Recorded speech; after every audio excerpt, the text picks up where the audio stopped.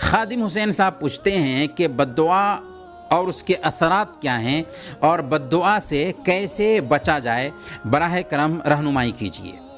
دیکھیں، بد دعا کرنا اچھی بات نہیں ہے، جس حد تک ہو سکے بد دعا سے بچنا چاہیے۔ ہمارے ہاں بد دعا کی ایک عام عادت پائی جاتی ہے، خاص طور پر عورتیں اس معاملے میں بہت آگے رہتی ہیں۔ کچھ ایسی بد دعائیں ہیں کہ ان کا اثر بہت جلد ہوتا ہے، انہی میں سے ماں باپ کی بد دعائیں ہیں۔ اللہ کے نبی صلی اللہ علیہ وسلم نے سنن ترمذی کی روایت کے مطابق بیان فرمایا کہ ثلاث دعوات مستجابات،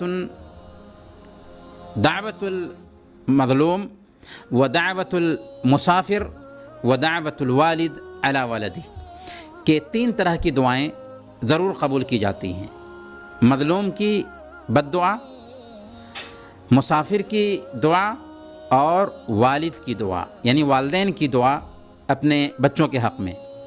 گویا مظلوم اگر بد دعا کر دے تو اس کی بد دعا لگ جائے گی، مسافر اگر بد دعا کر دے تو اس کی بد دعا لگ جائے گی خاص طور پر، اور والدین اگر بد دعا کریں تو اس کا اثر بہت جلد ہوتا ہے۔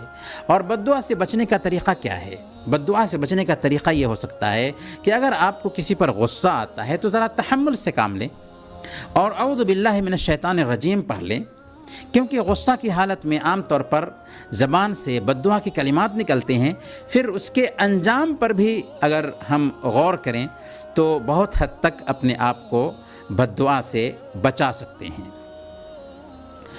میں ایسے شخص کو جانتا ہوں جس نے اپنے بیٹے کو بد دعا دی تھی۔ بیٹا شرابی تھا، اس نے کہا کہ اے اللہ اسے پیر سے مجبور کر دے، چنانچہ ایسا ہی ہوا اور چند ہی دنوں میں اس پر فالج کا اثر ہوا اور وہ پیر سے مجبور ہو گیا۔